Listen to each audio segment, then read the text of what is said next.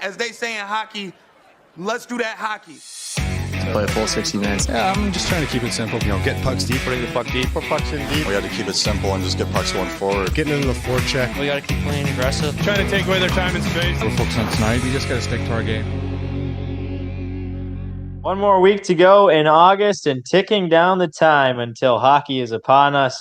We're back on the Fifth Liners Hockey Podcast and joined first to start here by Owen Gunn. George Bannister will be sprinkled in throughout in our college hockey super show here. Although we're going to start on the NHL side, some big time guests coming up. We've got three coaches from across the NCAA, defending champion on the national stage, NCAA's Western Michigan, and assistant coach JJ Crew will join the show.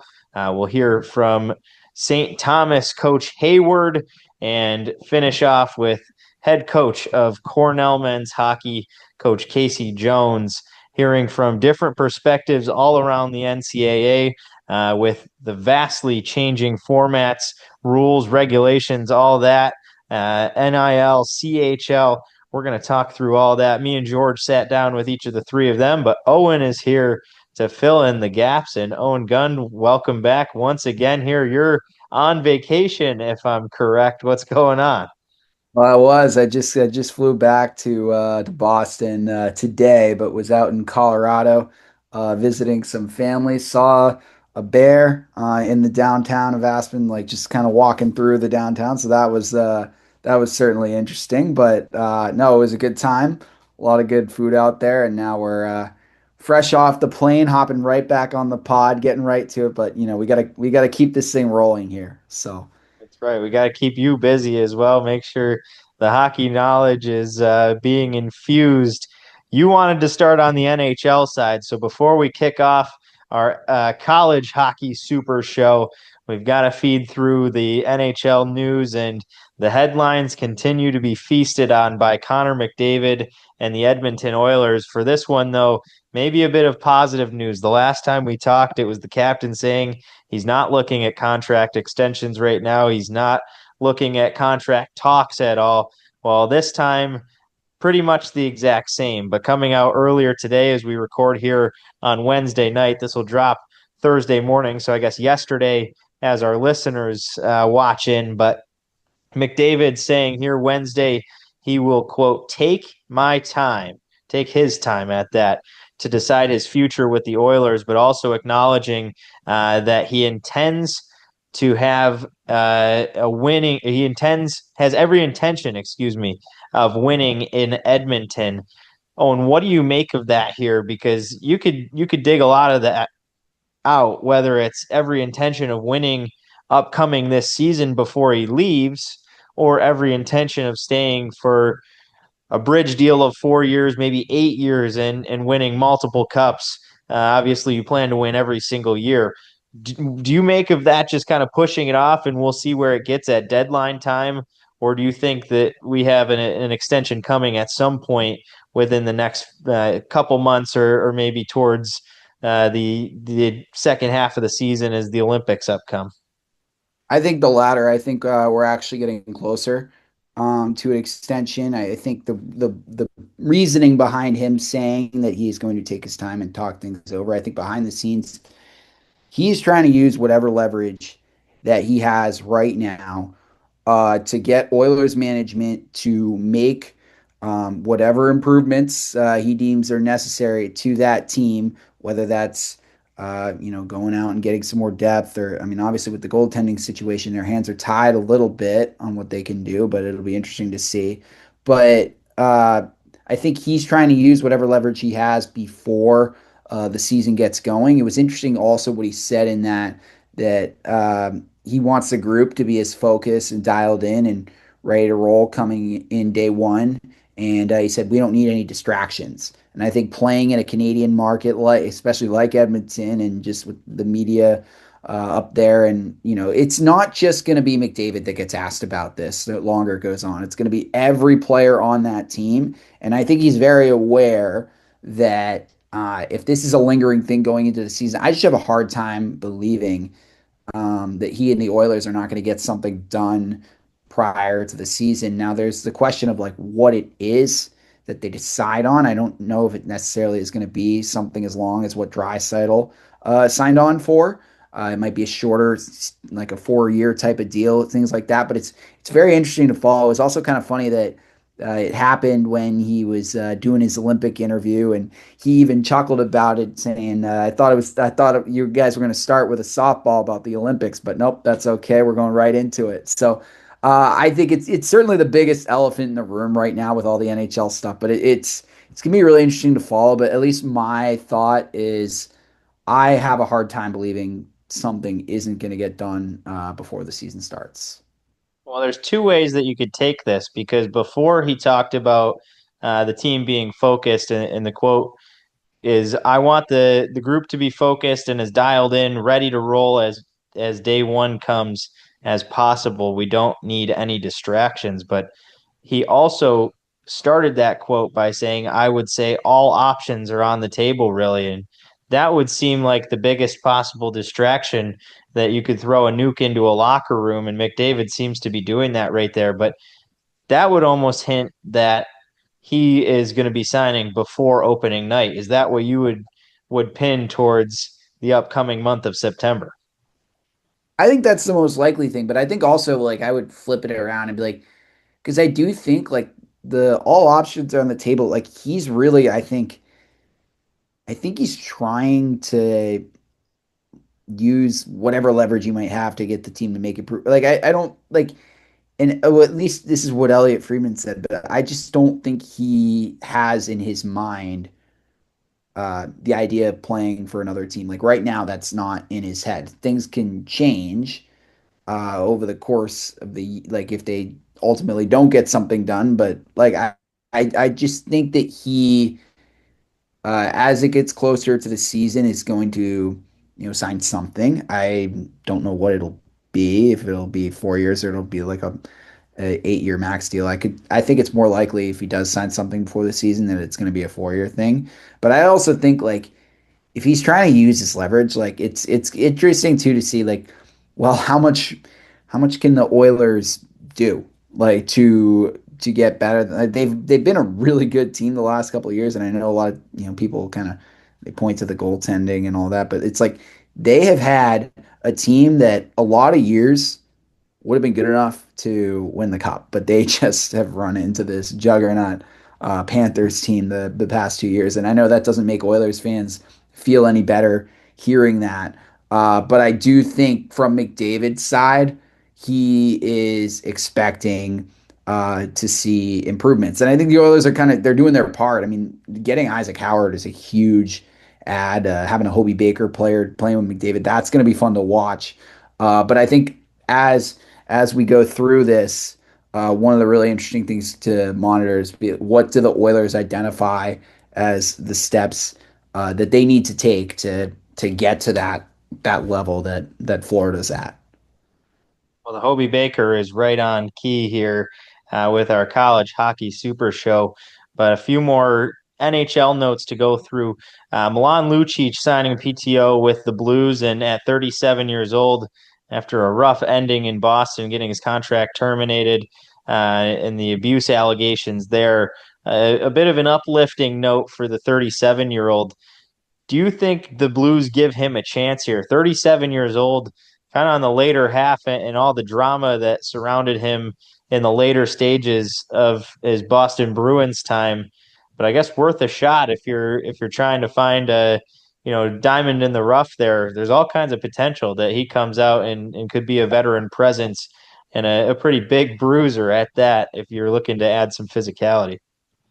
Yeah, and I think there's the Coach Montgomery connection as well, too, which will kind of help with just the familiarity with him from having worked with him in that 23-24 season. So to be in an environment where he can be a little more comfortable like that, that'll be good for him, I think too. I think it's a team that took a significant step last season with the way the Blues got hot towards the end of the season and gave Winnipeg all they could handle in the playoffs. So I think he's that type of guy. You mentioned the word bruiser. you know that when those games get tough and the style of play and playoff hockey gets different, he's the kind of guy that you really want to add to your team. And I know he's older, but he's a goal scorer, right? He knows how to go to the hard areas and produce. Um, and he's got a Stanley Cup championship on his resume as well. So I think it's a great add for the Blues. There's not a ton of risk attached to it, obviously. So I think when all is said and done, I'd be, even as a guy that grew up as a Boston fan. I mean, just seeing him go to the Blues, it might be a little tough, but it's also like you want to see a guy him get an opportunity there, and but we will see how it plays out. Bad news for the Florida Panthers fans, and if you can feel bad for them in any aspect right now, it comes on the heels of the Matthew Tkachuk injury. He'll be out long term, and it comes up to 6 months as the Panthers star will miss through mid-January, potentially up to the Olympics. And we look at their roster here, not sure they'll miss him too much when you think of the top six being Verhaeghe, Barkov, Reinhart, Rodriguez, Bennett, and Sam Oskevich thrown in there. The exact same third line from the Stanley Cup of Luosterainen, Lundell, and Brad Marchand, and Boquist, Nosek, Luke Cunnin listed as the fourth line. That could change however you want it on the fourth line, and think about the amount of black aces that they brought in and out throughout that Stanley Cup run. Do you think that this Kachuk injury is going to phase them at all? If anything, I think it makes them more dangerous thinking towards a three-peat where he's going to come in rested, hungry, however you want to put that, and they've got the opportunity to maybe put some more experience on a guy like a Mackie Samoskevich who ran power play one for a lot of last year when they had some injury trouble, and then they come in as a 2-3 seed and run the table.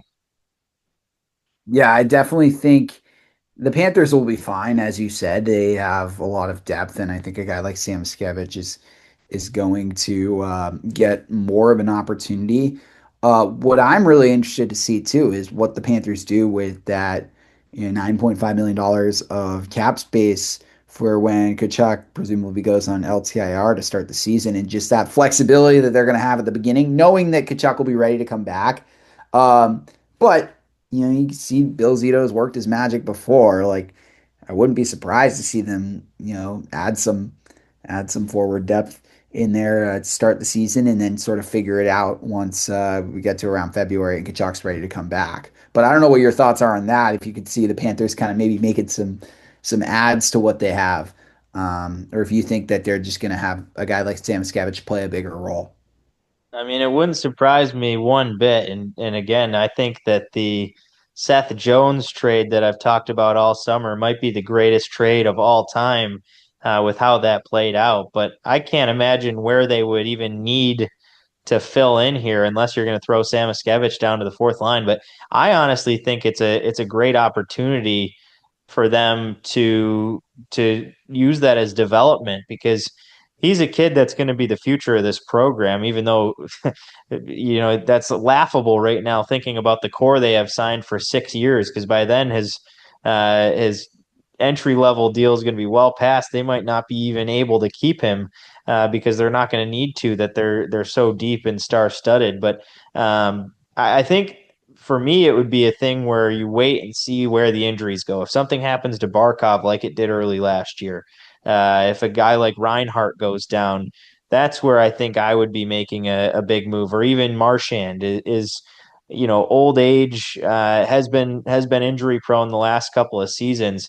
If you could throw him on LTIR right alongside Kachuk and maybe make a couple trades to add in, it's the last year it's possible. So you might as well go for it while it's legal.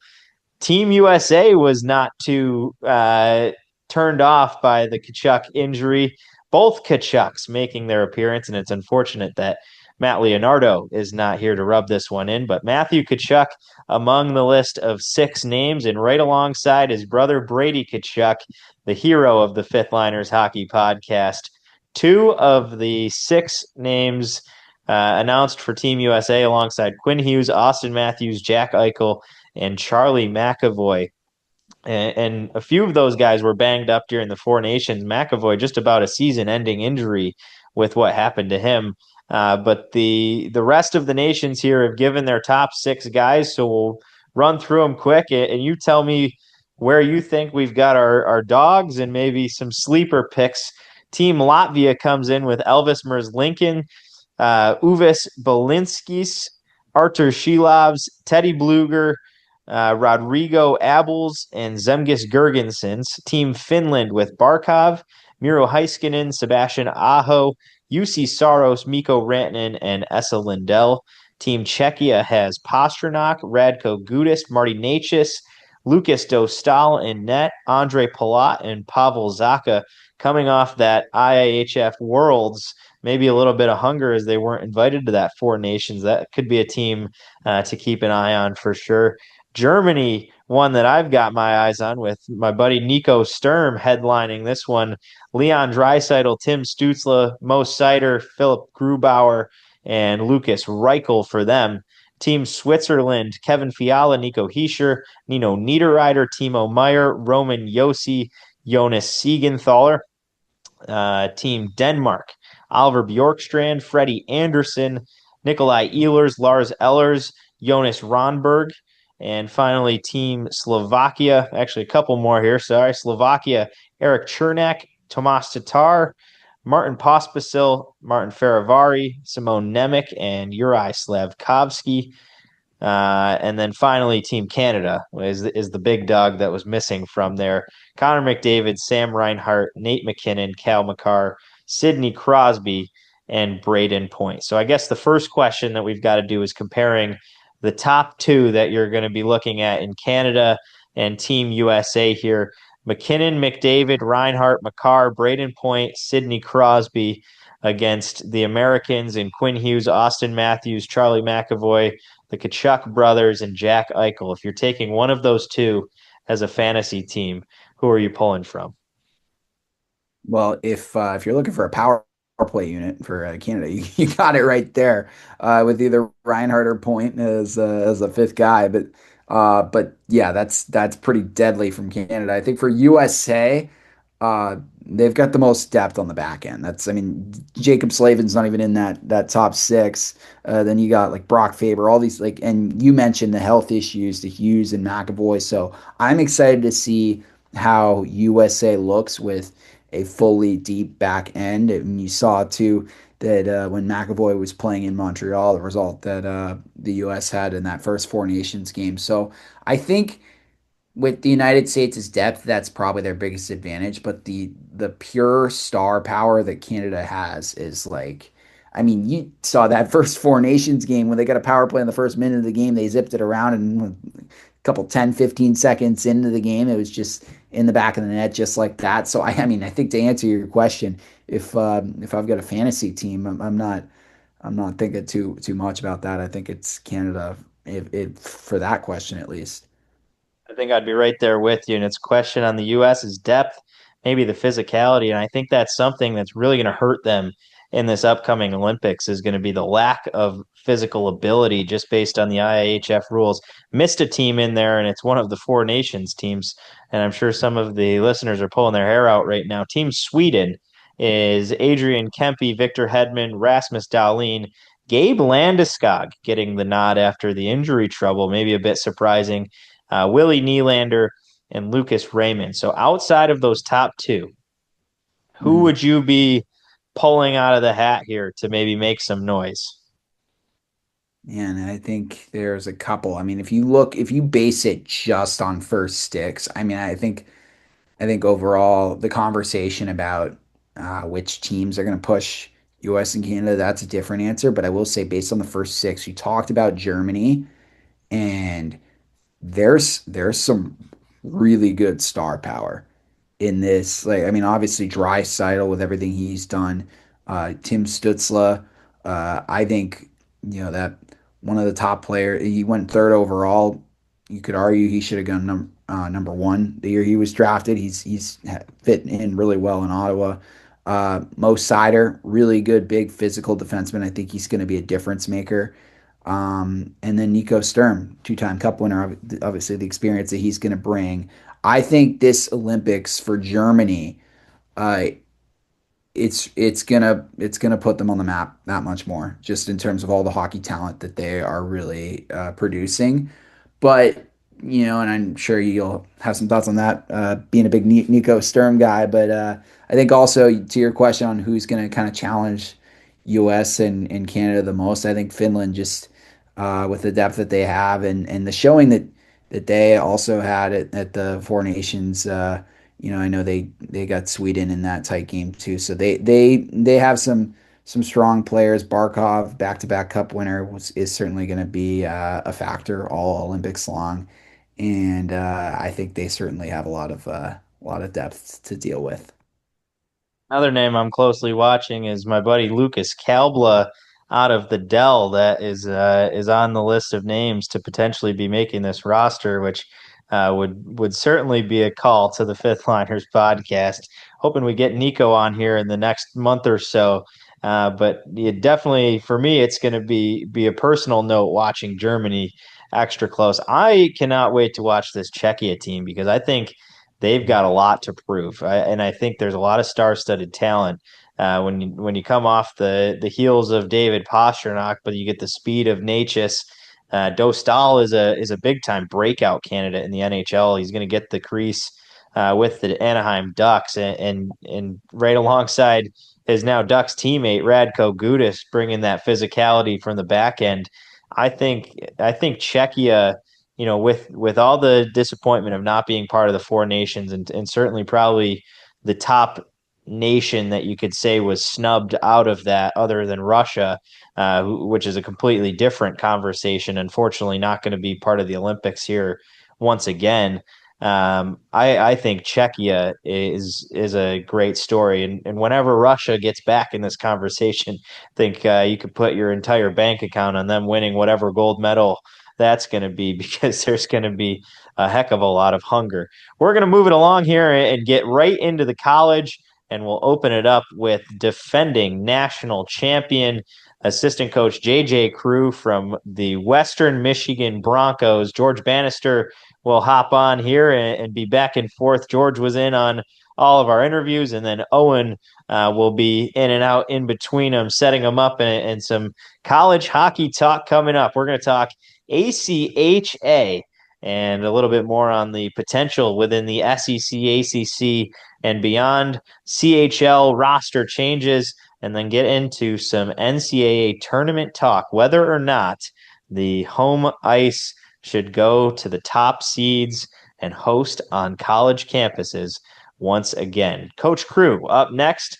Owen will be back shortly following. You're listening to the Fifth Liners Hockey Podcast.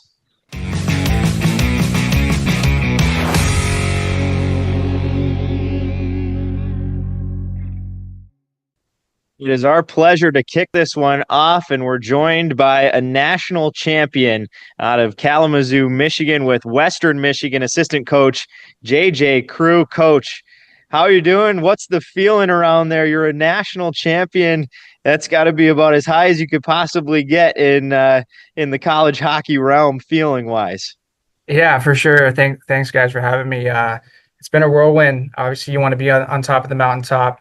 At the end of the season, like that's what everyone, that's why we coach. That's why guys suit up every day, and you want to be the last man standing and win your last game of the season. And it was certainly a fun ride. It's continued out throughout the off season with a lot of recognitions and things like that, and the community support and just everything that comes with winning. It's you want to kind of. I understand now why people say they want to win it again. And that's certainly the mentality going into this season. We know it's not going to be easy, but we certainly want to get back to where we were this season at the end, and have that same feeling and have that experience with new players that are coming to our team, and let them enjoy that too. So you're kind of riding that wave here. We saw all the videos from the equivalent of the Cup Parade as you guys came back to the school, and all the fans back there celebrating your championship. How long did that enjoyment last? And I'm sure a little bit still is going on, but before you had to really transition to this season, now maybe a little bit of a target on your back. Teams are going to, want to top the best. And coming into this season, how long did it take before you had to start really preparing for the next step here? Well, honestly, I feel like we were preparing for the next season while we were still finishing up last season. Like we had never gotten that far in the tournament before, and with the transfer portal and the rules and new rules changing and things like that, like the window was open to start recruiting for next season. So I unfortunately, fortunately for us, we have guys that want to come to our program, but at the same time we were trying to finish a championship run off, but also continue to try to look towards the future as well. So, and then as far as the celebration goes, like it's Saturday, I think we're being recognized by the Detroit Lions. So, another recognition is probably our fourth of the summer, between the Tigers game, the Cubs game. We also had the Whitecaps, which is a farm minor league team up in Grand Rapids. So, we had the Key to the City recognition. So like it's been a long summer of enjoying what we accomplished. Obviously, first time in our program's history, and but at the same time, having experienced that, we want to go win it again and experience it all over again. So I think the guys are starting to roll into campus here. Classes start next week, and we're starting to turn that page for sure and start training camp and start building on another championship season. So pretty excited about that. Coach, over the past 10 to 15 years, the NCHC has been prominent in national titles and winning them. How does that competition help you in your recruiting and player development process?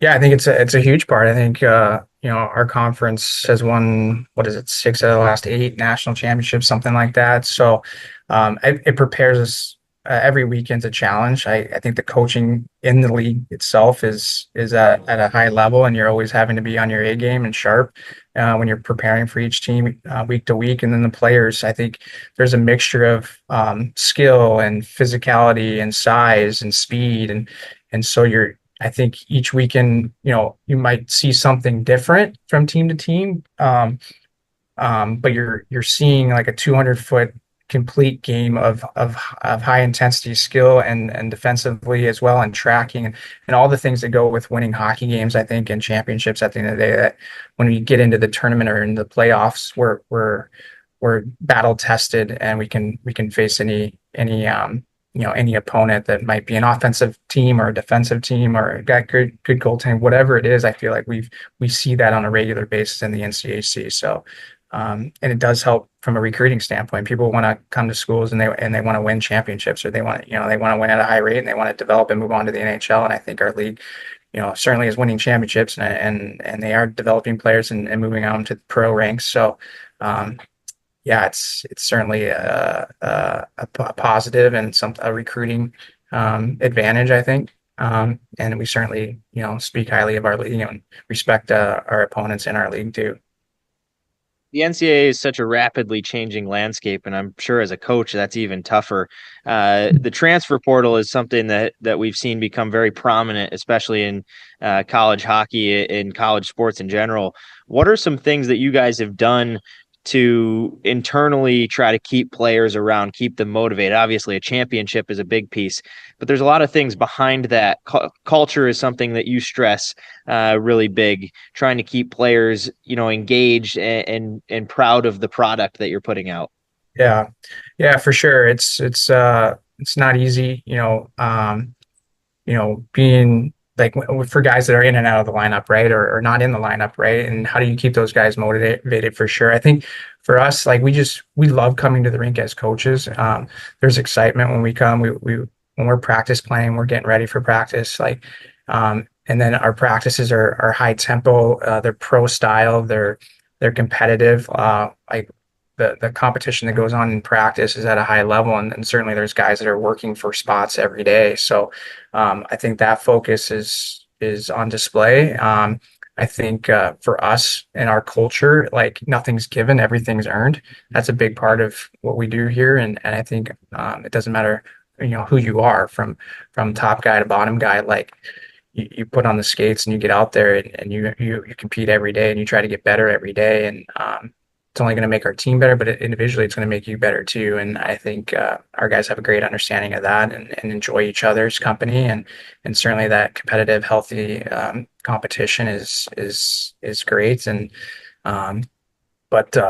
and then to see the guys that have success moving on to the NHL level, whether they're drafted or undrafted, like speaks for itself too. And guys, understand the challenge and they try to, embrace it as much as possible. So it's very player centric and player driven. Like we empower our guys to make, the changes that they want to make within that locker room. And it's an open door policy with our staff. So it's like, we want to give you whatever you need to be successful. And it's truly an open, honest conversation. And guys, they kind of thrive in that environment. So.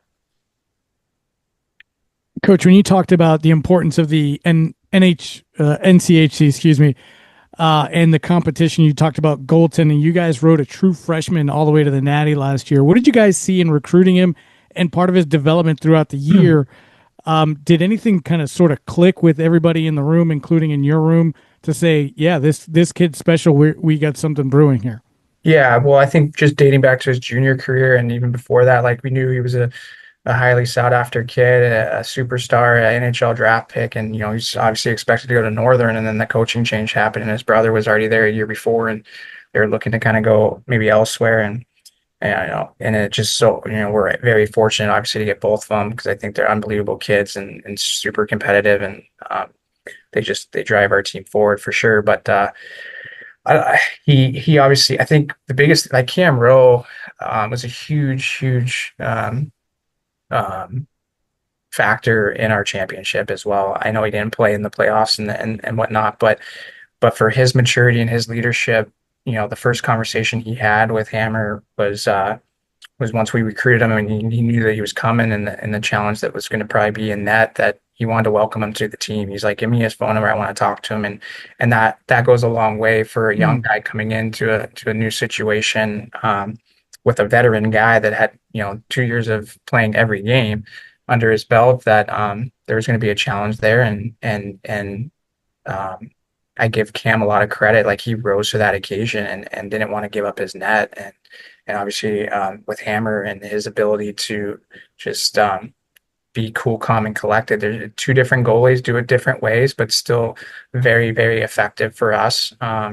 And they carried us throughout the whole season. I mean, that Friday, Saturday rotation it just kept going and going. And I don't know if there was one specific thing or that maybe was the ultimate deciding factor on which direction we were going to go. I know as a staff, we talk about it and First makes the ultimate decision. And that's why he gets paid the big bucks. So if you want to ask him that question, but ultimately, like we had two 1-2 punches that it didn't matter who was in that. I think we were a confident group that we were going to win no matter what. So just fortunate to have both of them. And I wish Cam nothing but the best in his pro career. And he just signed in, I think it's Jacksonville or something. So and I think he's going to do great things at the pro level too. So. And that says a lot on the culture that you've built there. Exactly what you just said. Western Michigan really gained headlines as a school that beat NIL, and having no players on NIL contracts as that becomes a growing disparity in college sports and really in college hockey is becoming noticeable. What will small schools have to do going forward to keep up with those quote unquote NIL powerhouses like the Big Ten schools that you see in the headlines throwing money at kids and try to find success stories like you guys had? Yeah, I mean, certainly we're not going to be able to moving forward do the same thing. But at the same time, like I think talking about culture and what we look for in players and people, like I don't think that's going to change, right? We're still trying to, when someone moves on, we're trying to, we look for players that can replace that, what he provided for our team, right? And I think when you do things like that and you're still continue to develop and replace and try to kind of, position guys to be in the successful positions to have success, or the most, put them in a position to have success. Like, I think you're gonna still see that because that's your your MO. That's your culture. That's what you live by. And I think with the honest and open conversations that we have with these student athletes now, with money kind of coming into it, I think it's still an earned thing. And we don't guarantee things.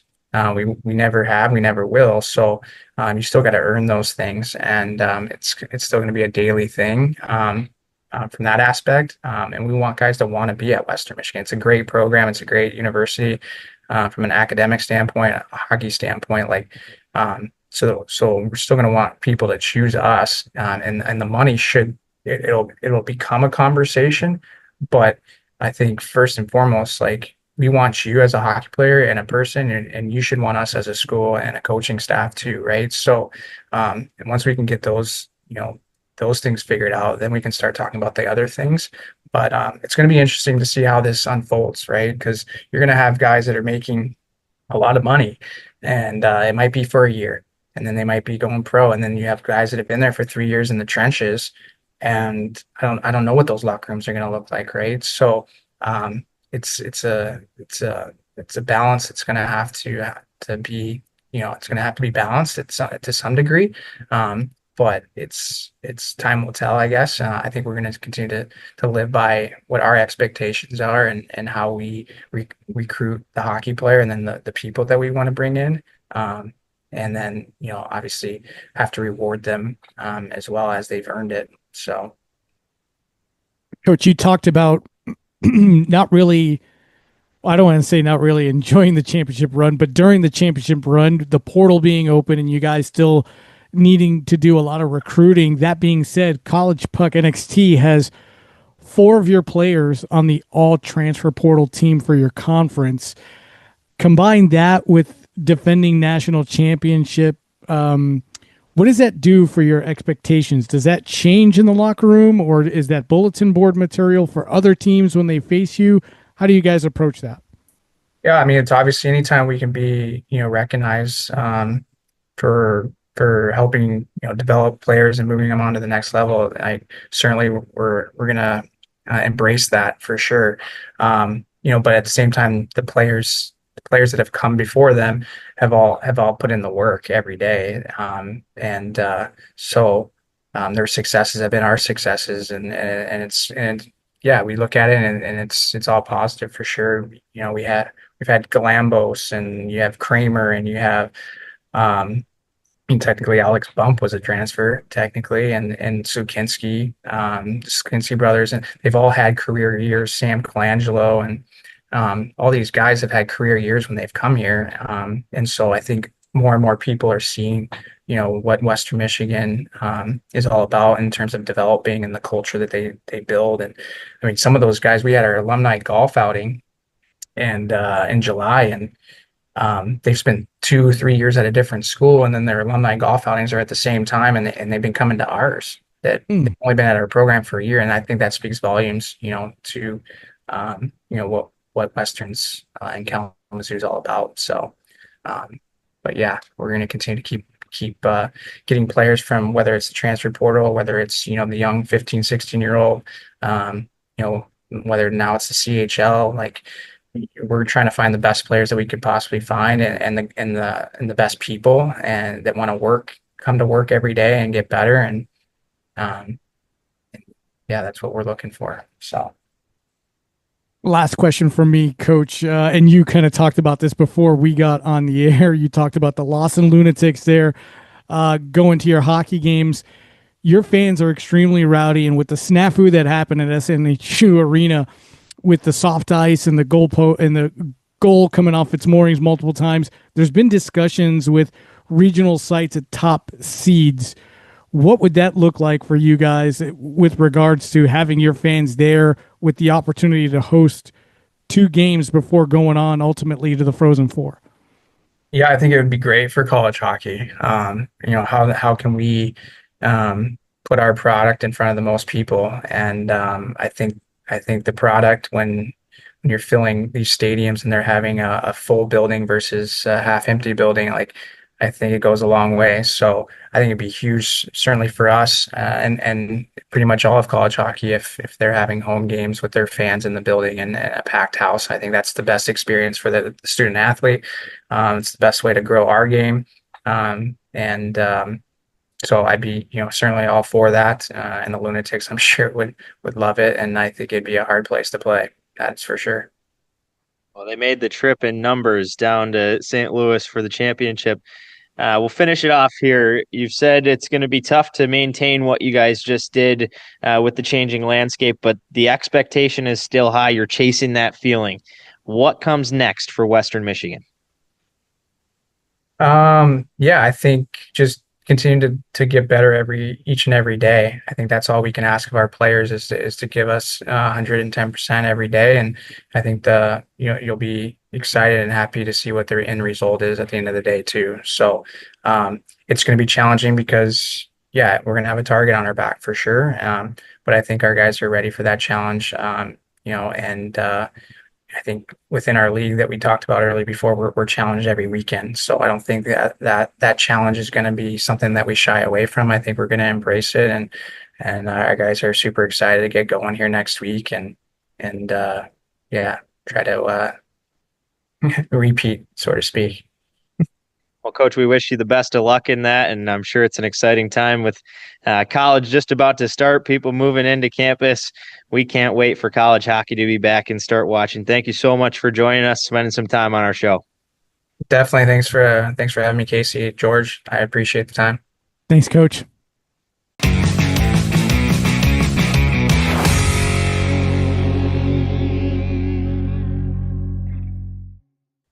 Thank you to Coach Crew and a defending national champion. Pretty cool to hear about culture and all the stuff that goes into winning. Owen was a winner. He mentioned it at the top of the show, and I learned a lot more about the backstory of his bear sighting, thinking about how cool that must have been to see a bear. Owen hits us with, oh, yeah, that happens all the time. And turns out one time he was roommates just about with the bear. Owen, this is a story that needs to go public. Take it away. Well, yeah. So I mean, I've had quite a few bear sightings out in Colorado when seeing my cousins and being out their house. But there was one time actually when I was probably like 2, 3 years old. I had a twin sister, and we're both like, we were asleep, and there was like a babysitter at the house, and cousins, the rest of the family, they were out, and a bear walked into our house. The time the door was like one of those, it wasn't a knob, it was a handle, and the bear just swatted down the handle and just walked right in and just started raiding the cabinets and just cereal, everything. The bear was just going to town, just not hammering the cabinets. And the bedroom where my twin and I were, and there was a babysitter, and she like pretty much barricaded the bedroom and called animal control because this bear was sort of walking, just sauntering over towards the bedroom. And animal control was able to come over and blast a big air horn, and the bear just sort of ran away. But yeah, we had to cousins had to change the doorknobs on the house. Every door handle turned into a knob because that's the big thing out in Colorado. The bears are just wandering all over the place. So yeah, it was crazy seeing one in downtown Aspen a couple days ago because it was walking right outside an apartment. So even though like I was too young to remember the whole story of the bear just walking into my house, there was a little bit of deja vu because I was looking at those door handles going like, oh, thank God the bear can't just make his way in there. But yeah, no, Bears on the list of animals I still haven't seen. Turns out you were almost lunch. Yep. No, they're ferocious. Especially, yeah, like I actually like we were walking around town, and let me see if I could see, like I saw a sign that said like it was literally like smack in the middle of downtown Aspen, and it was what to do if you see a bear. And it was only a couple instructions. I've got it here. And it's do not gather around me. It's like a giant bear, and he's holding up a sign like, "If you meet me, do this." And it's do not gather around me. Stay calm. Don't run. Back away slowly. Avoid eye contact. Never feed me. Leave my cubs alone. Keep pets on a leash. And then this last one, fight back if attacked. So the more you know. I haven't heard too many stories of a bear. I mean, it is a black bear, and I guess they eat plants, but they can be ferocious at times. So you're supposed to fight back if you get attacked.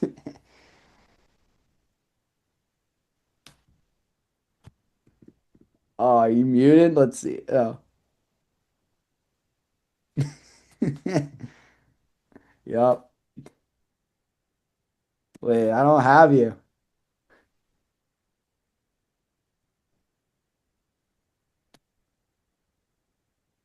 Oh no, I've muted myself. I said, I wonder. I wa- I got too excited. I clicked the mute button. I said, I wonder who on our show would be most likely to be able to fight off a bear. And we're flying through Denver a couple of times, so that might be something I'm gonna have to train, just in case we have to go off-roading on our connection. Oh, that is gold. Now, as we get back on the rails here, back to the college hockey. Yep. The ACHA is going to be the next wave of hockey, and thinking about ACHA D1 making the jump. Arizona State probably is the headline in this thought. A school that was primary in club hockey now is going to be a prominent face in Division I. But thinking of the big time ACC, SEC schools that are about to make the jump, how important is it for the game of hockey for some of these big time schools, the Tennessees, the South Carolinas, North Carolinas? Not to mention, you get the smaller schools like Lindenwood University that's just turned D1. The next coach we're going to talk to in St. Thomas is a new D1 team coming from NCAA Division III, but another team kind of making a similar jump to what a lot of these schools are about to be ready to do. Yeah, I think it's growing hockey in the South. Like it's college hockey is such a big part of that. And I mean, what NC State and UNC have been able to do year after year with filling up the lower bowl and PNC Arena, and just what that's done for the growth of the game in hockey. And these are at the club teams at the club level, but there are so many like high caliber players, many of which are could walk right onto a D3 team and be a very dominant player, but they choose to go and play club hockey at these schools where they know that they will play high level competitive hockey and they'll play in packed arenas. And it's only growing. I mean, we talked about NC State, and now the news coming out, earlier in this month that and it got picked up by Everything College Hockey. It got a lot of buzz that they're going to be playing at Truist Field, the base minor league baseball stadium in Charlotte, against the University of Alabama and their hockey program. How big that's going to be, but also I think it goes back to like it if you get these D1 programs in here, like it grows the game and it leads to more players from these states that see it, want to be a part of it, and then ultimately can come up and develop into pro hockey players. And how cool will it be, years down the road to see more pro hockey players coming from the state of North Carolina, coming from like the state of Alabama too. Like that is just it's so cool to see hockey growing. And I think I mean you living in the South now, you're sort of probably coming to appreciate this, but the pride for college sports in the Southeast US is like off the charts. Like it's just college sports are incredibly popular. And you've seen from the sample size, like even with club hockey, how big it has been and the potential that there is. I mean, just imagine like an SEC hockey, like how cool that would be. Um, I don't know. It's exciting to think about. Well, and that's a great point. And even you're from a little more down south, coming from South Carolina there, but even here, the the first thing I was told was you're going to be competing with NASCAR and you're going to be competing with high school and college football. And that's something that you don't think about, and how important getting college hockey in these markets is. Think about how big basketball has become, and that's just because a lot of these schools, that's the thing to do after football's over, where they're football markets. But even college baseball now, we've seen a huge boom in the College World Series. And NC State, I think, is a great example of this. You said the outdoor game. They're also hosting a game at the Greensboro Coliseum that we're partnering with them. It's going to be the UNC NC State rivalry game. Think back 2 years ago when the Carolina Hurricanes held the outdoor series at NC State Stadium. The day after that, they had the college game, and that set the record for most college hockey fans in attendance at a game. And that's not even a Division I game. That was combining Frozen Fours and D1, elite games, and it's an ACHA game that sets the record there. And that's just one school. You mentioned Alabama. University of Kentucky has a huge following in the SEC. University of Tennessee, Georgia, South Carolina, and then you get more up north a little bit. Like the North Carolinas, the NC States easily could make a jump. You down in South Carolina, Clemson has a pretty big program down there. That could be the way to merge that thinking in, oh, well, hockey's a growing sport in the South, but it's not understood because it's a football market, a NASCAR market. All of a sudden you throw in, that's something I've never really thought about, how big getting that school spirit element around the game could be in just the general growth of hockey.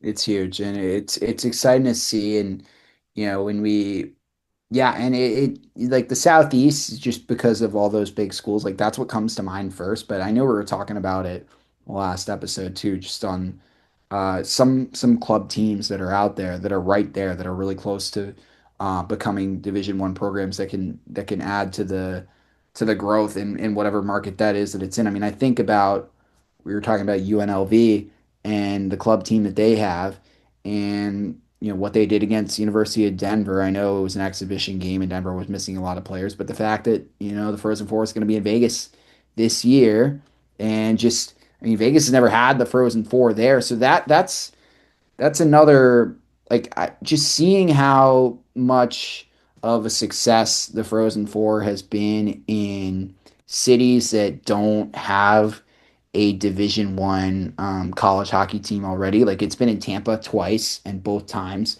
fans will come down and pack it. I mean, I think part of that is people love to go to Tampa in April. I'm sure they're going to love to go to Vegas in April, but I think it does give an opportunity when the Frozen Four is being hosted in these, the word they use is non-traditional markets, and the crowds are still extremely large. It does go to show, like, hey, these aren't just great NHL markets.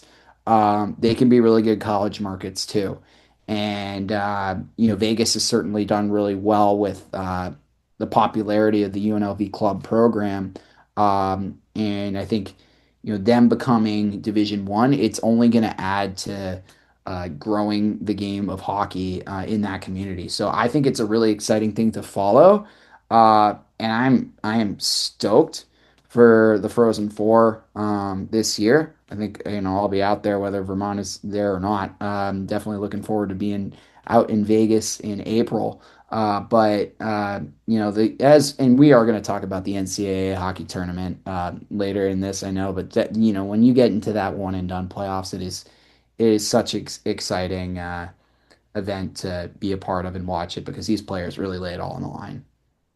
All right, if you could get any rivalry in college sports, thinking about college football rivalries, the Georgia, Florida, the UNC NC State that we just talked about in club hockey, but how about UNC Duke? Get South Carolina in the mix, Tennessee, ACC, SEC, maybe even think Pac-12 with the University of Oregon becoming a big you know, kind of big brand name in ACHA. If you can Mhm. pick any big time college rivalry, who are the two schools you would throw right into the college hockey Division I mix? Ooh, okay, so you're asking like a non-hockey college rivalry that you would want to bring to hockey? Hmm.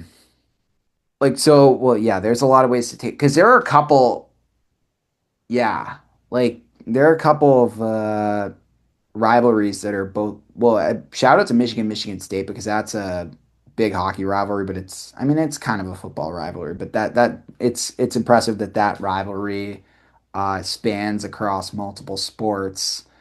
If I'm thinking of like Southern schools and what I'm going to do, I mean, I can speak to my experience in South Carolina, knowing that South Carolina and Clemson, I know that's out of conference, that's SEC and ACC, but the hostility between those two schools and those two fan bases I was when I was running the South Carolina Stingrays Twitter. I might have told you this story.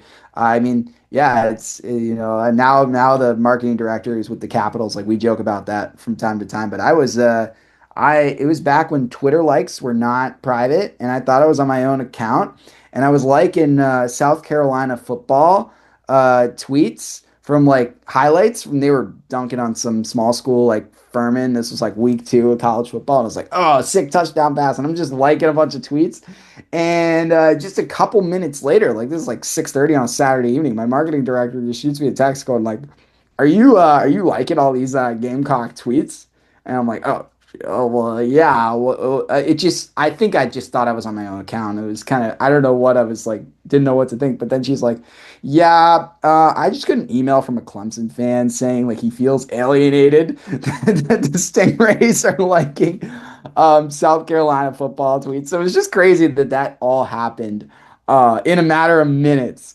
But it shows like we were talking about how crazy like or like passionate these fan bases are. Like I heard stories from South Carolina Gamecock fans that said they have to be careful about what's on their car when they're driving to Clemson to watch their team play Clemson in football because like if they have South Carolina stickers on their car, they'll slash their tires and stuff like that. So it's next level. I would want to see it in hockey just because I know like South Carolina won the national USC won the national championship in club hockey not too long ago last season the 23-24 and the Clemson has had a good program as well and I know they've played it's probably a couple years ago when they played in the Greenville Swamp Rapids arena and they did kind of a game there before uh the Swamp Rapids played a game. But I think the potential is there for there to be a really good rivalry just because of like we were talking about, just the passion of the fan bases and just how committed they are. And for me, I think I'm going on more the attendance side. That's not going to top anything near, this might be the hottest segment you've had since joining the show here. We've got Bear Story and and Twitter marketing mishap of Oh yeah. SEC football scandal magnitude all in a span of 10 minutes here on the P block of the college hockey super show.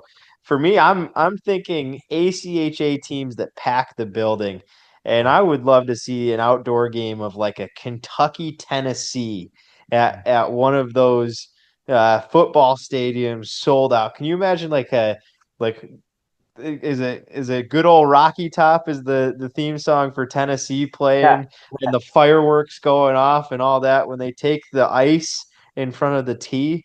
That magnitude would be, as a hockey fan would be chilling in the thought of the goosebumps it would raise. But I think it would have the potential.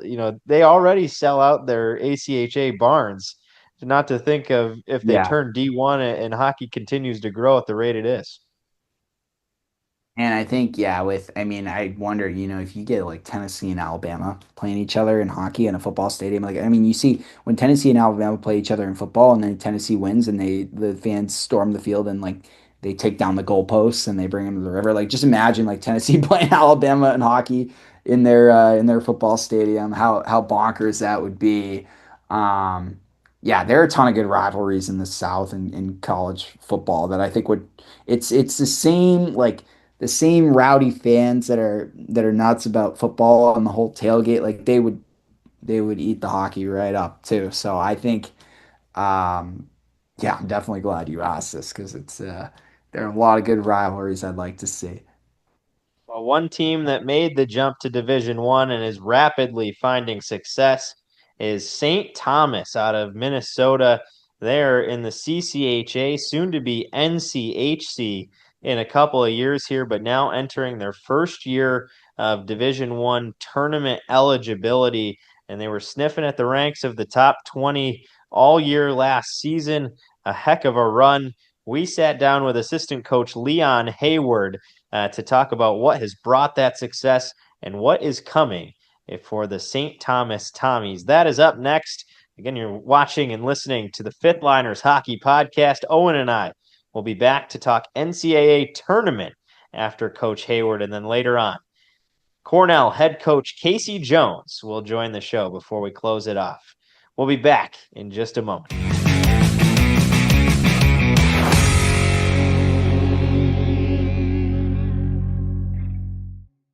Our pleasure now to welcome on assistant coach with St. Thomas, Leon Hayward.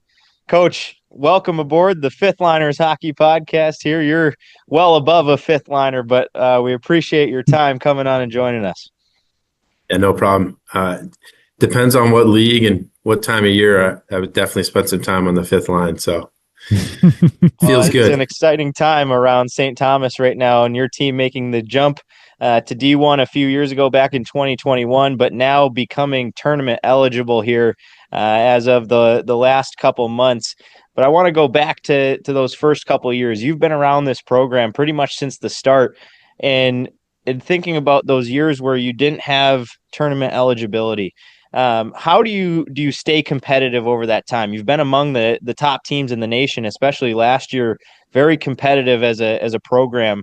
How do you keep those guys engaged throughout the season, and what's your approach from the coaching side going through that? Yeah, it was definitely tough because obviously when you're talking with certainly transfers in that part of the process, they're looking to get into the tournament or be on a team that has the chance or has the talent level to do that. And we really looked at it as, we're recruiting kids that want a chance to build something, and we lucked out. We had some really good kids come in through that process, and we focused more on the build, the process, and the bigger picture for these guys. And we were lucky to get some really good players to come through, both as freshmen, certainly, and as transfers. But I'm really excited for our guys that were in that first recruiting class. We actually had 12 players in our first recruiting class. So after our first season, those players are now seniors, and we have 8 of them left on campus.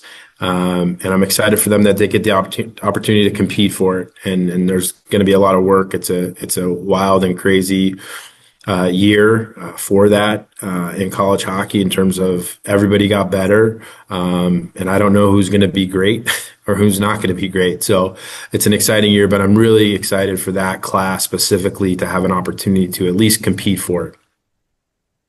And it's an exciting time for that class especially, but it was probably just as exciting in that first year. You talk about that first class.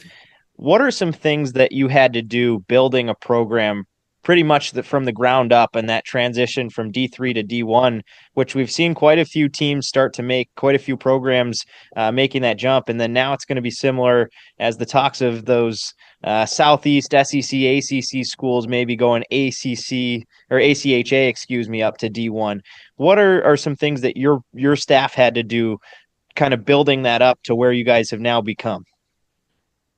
Yeah, it was an interesting process. Coach Blasi, our head coach, got the job in April, and I think I jumped in July. So we went to work with some transfers and Coach kept, and the school wanted us to keep a good number of the kids that had come through and played Division III. So we had about 15 Division III players that made the jump directly from one season to the next. But the biggest thing was, talking about obviously the value of the school, what that meant. We were lucky to have a lot of local student athletes from the area. We certainly are really blessed to be in an area where there's no shortage of excellent hockey players at every level. And so we got some kids to come home and drive and play. And it was a fun year, a lot of figuring things out, a lot of understanding of how good our league is and how good the CCHA was, and nobody took it easy on us that year. I think we had 3 wins or 4 wins that season, but it was a great experience from a coaching perspective, because I think it was just kind of true coaching and helping guys get better, and then really focusing on the bigger picture and what was, to happen in the future. And 5 short years later, here we are, I think with a pretty good program, a really good talent base.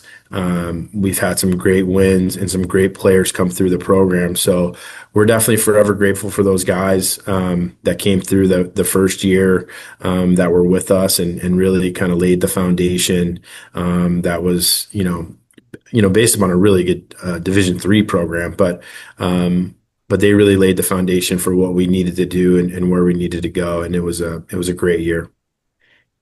You've been in the CCHA, now making the jump to the NCHC, and this also being the first year that you're tournament eligible. Coming up here in the upcoming 25-26 season, what does that jump mean? The now tournament eligibility, what will that mean for St. Thomas as a program? Yeah, so we have one more year in the CCHA this year, but we have the potential jump to the NCAA tournament if we earn it. But it was really, what I would say is, I think from one perspective, the change in leagues presents different challenges. Every league has their own challenges in terms of of the opportunities, and each league is, I think, dialed into certain things. But it's an exciting opportunity. We are super focused on this year and the challenges that we have, and we have real challenges within the CCHA. Some teams did a lot of really good work this year. And like I said, just the opportunity to earn a berth into the NCAA tournament and to be able to do that, if we, again, like I said, if we earn it, is really, really exciting. And then we'll kind of dial things really into the NCHC a year from now. But we've created some great rivalries within the CCHA, both locally and then, teams that are a little bit further away. And it's a really exciting time and year for us. You talked about some challenges this year. You open up your season with Nodak, right? Home and home with them, and then opening night at Lee and Penny Anderson Arena, and both your men's team and the women's team bring in Providence College to usher that in. What's it been like from conception of the arena to the completion, and now the anticipation of christening? We didn't know how quick the rink was going to come. There was no guarantee that when we got here, hey, we're going to have a rink done in 5 seasons. Like it's kind of wild to me when I step back sometimes. So, a lot of times you can get caught up in the coaching, the recruiting and all that stuff and the games. And then you step back and you think of all the amazing things that have happened. And what I would say to our administration's credit is they've done everything that they said they're going to do and supported us in tremendous ways. And you can't move and you can't climb standings if you don't have administrative support. So we feel really strongly about that. But it's been great. And we've said from the beginning, and Rico said from the beginning, we want to play the best teams. We want to compete against the best. So we actually open up with St. Cloud. So we have St. Cloud, then North Dakota, and then, like you said, open up the building with Providence, who's got has a really strong team as well too. So that's what we want to do. We know that that's going to be our reality in a year or two in terms of from my time in the NCAA before, it's like getting dunked in a pool, by your big brother, and you survive, and then the next weekend you get dunked again. So it's a really exciting time, but just all the transition in a good way. Sometimes change and transition is tough for us. It's always been something really positive for the program each year, and it's really exciting. The new building is state of the art. It's beautiful. Not a bad seat in the house, and we're so excited for our players and really for our school and our fans to get a chance to get in there. You just talked about taking the next step and building off of the recruiting. That beautiful new building with state of the art stuff, how does that factor into recruiting? Well, I mean, there are a lot of great buildings in college hockey, as we all know, and I think us getting a chance to our athletic director was actually at Penn State when they built Pagula, and the guys running the facility were at Wisconsin. Coach Blasi was at Miami when they built their building there. So there's a lot of knowledge that went into the planning of this building, and it's just a really it's funny to say, but I'm like, oh, it's just a thoughtful building. Like it's really well done. I think from the player perspective, it's great. Has everything that you need to compete at a high level, at the highest level. And then from a fan school experience, it's right on campus. It's a sand wedge from to our engineering building to our other classrooms. It's just really well thought out. And I think from a recruiting perspective, you don't want that to be a hurdle when a prospective student athlete comes to visit your campus. And now that is no longer a hurdle. It's a strength for us. Being in the state of hockey in Minnesota, how do you manage recruiting between homegrown talent and having to look elsewhere? And then also when you've got that homegrown talent, you're competing against schools like the University of Minnesota trying to get those same players. Yeah, it's recruiting is a battle wherever you're at, whatever school you're at. Again, the beauty for us is that we get to watch excellent high school hockey on a weekly basis in the winter, and see some really good players that go through, and frankly, some of the best players in the country. So for us, we want to recruit Minnesota, obviously extremely hard, but as a school that is growing and has a national scope, international scope, we want to pay attention to that. And again, part of the new building and all those pieces, again, you can now attract a student athlete from further away, and we kind of say, oh, by the way, we're 6 minutes from the airport too. So when you fly in, you're right here. You're in one of the, top, largest cities in the country, in the Twin Cities. So it's a really good opportunity in terms of kids from further away, but certainly we want to compete and keep the talent that's here at our school. And so that poses, obviously great challenges in terms of schools that have a long history of, recruiting and doing a good job in hockey history. And we go up against that, but we talk to kids about creating a legacy, all the things that we do at St. Thomas, it's a first. And so that appeals to a lot of really motivated, high level players that they want to build a legacy and do something unique that others haven't. You talk about far away, and now the CHL is a big piece of NCAA hockey. That new rules change where the CHL players are allowed to come in. How does that change your recruiting approach? I know you got a couple of guys come in that have CHL experience, and then looking forward, maybe having recruits that you're talking to at younger ages look at playing there to gain experience and using almost the CHL as a developmental league for the NCAA. Yeah, it's just a new path. I actually grew up in Seattle, Washington, so I worked for the Seattle Thunderbirds growing up, and I'm a huge fan of the Western League. It's all I knew, honestly, before I knew college hockey. But it's a new place for us to recruit. ultimately at the end of the day, we've said, we have to build a great team, and however that happens, we're going to do that. Whatever league we get kids from, we'll do that. So I think there's real value in all the different junior leagues. You just have to know what you're looking for.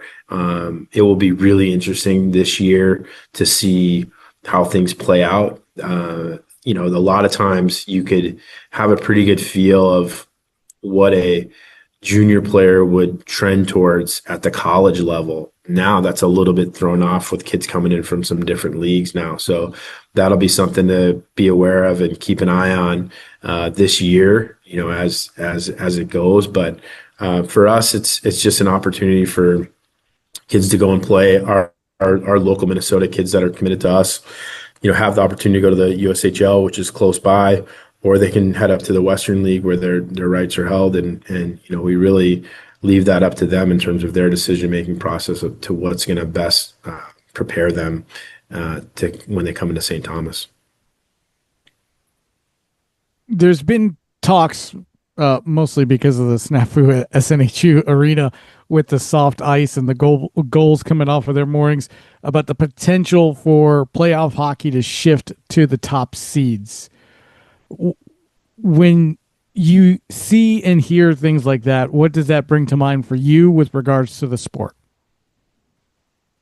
I mean, I think if we could figure it out, it'd be great to reward the teams that had great seasons. It makes the regular season all that much more important than it already is right now. Obviously, in college hockey, every game is immensely important. But I think it would provide unbelievable atmosphere. I know there are hurdles in terms of TV and contracts and how that all works out. But I think ultimately, from a showcasing of our sport nationally, internationally, it's a home run because there are some amazing, as you guys know, in every league, amazing venues, environments, unforgettable experiences that student athletes can have just based on the environment that they're playing in. And I would love to see that in the NCAA tournament, just my own opinion. Last one for you, Coach, as we close it up here. You talked about the first 5 years. Now thinking towards the future here, in the next 5 years, what benchmarks are you hoping to hit? What are some goals for the program that you see coming up 5 years down the line?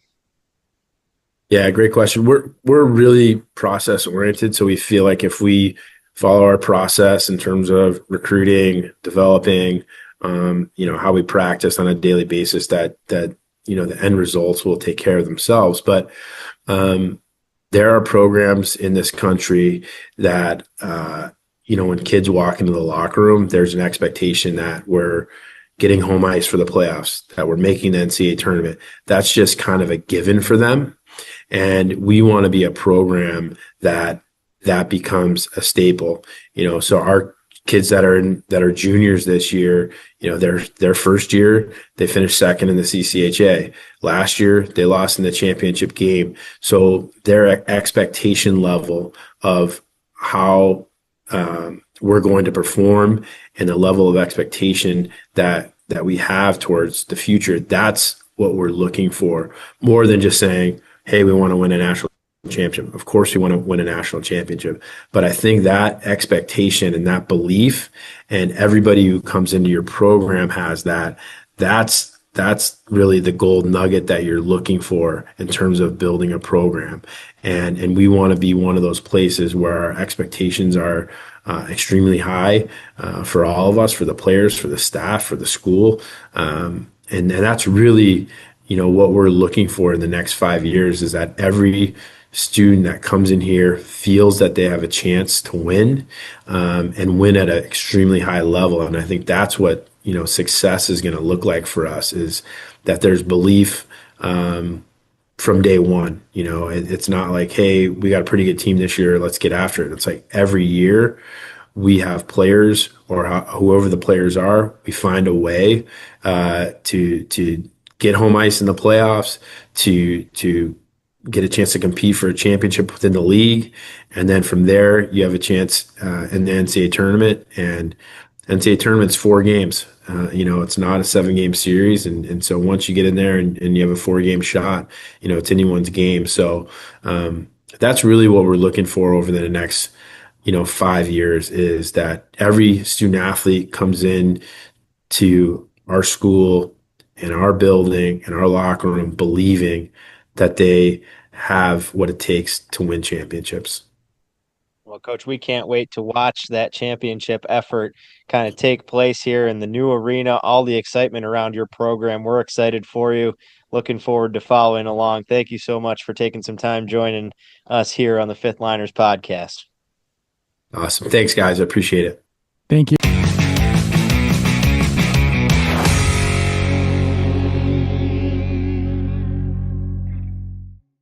St. Thomas prone to make a big run upcoming this season, and Coach Hayward will be behind the bench leading that charge. He's been there since the start of the D1 transition and overseen it to what they've become today. Our next topic of conversation before we close it off here with Casey Jones from Cornell, Owen, is the topic of NCAA tournaments and host sites. George has been bantering it through our first couple of interviews, his favorite question of this entire episode. But what would that look like? And you can only imagine a sold-out Conti Forum or any of those Boston schools, that being your home prowess, and now transitioning to Vermont up there in the rowdy crowd that they used to have back in the day of Martin St. Louis and all that. And it still can pack up there. We saw them last year on their opening night, and it was a raucous crowd, a lot of fun up there.